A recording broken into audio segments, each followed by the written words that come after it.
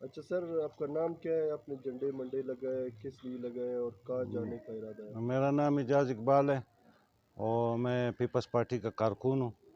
تو یہ مہنگائی بے روزگاری سے تنگ آ کر، یہ اس حالات سے تنگ آ کے اتنی مہنگائی آ گئی ہے کہ بے روزگاری ہو گئی ہے، آدھے پیٹ روٹی کھانی پڑ رہی ہے ہمیں۔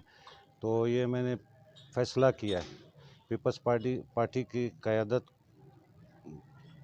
کو دیکھ کر میں نے فیصلہ کیا ہے کہ میں لانگ مارچ میں شرکت کے لیے جا رہا ہوں۔ اچھا، آپ کہاں سے روانہ ہوئیں گے؟ میں کس چیز پہ جائیں گے؟ کوئٹہ سے روانہ ہوں گا، موٹر سائیکل پہ جا رہا ہوں۔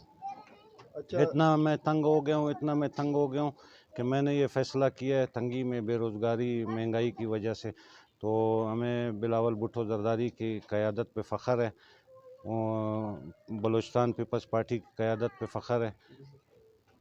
تو اس لیے ہم نے یہ فیصلہ کیا، اٹل فیصلہ کیا، انشاءاللہ ہم اس کانوائی میں سب سے آگے ہوں گے اور ہمت کریں گے، انشاءاللہ دمادم مست قلندر ہوگا اور انشاءاللہ کچھ نہ کچھ ہوگا۔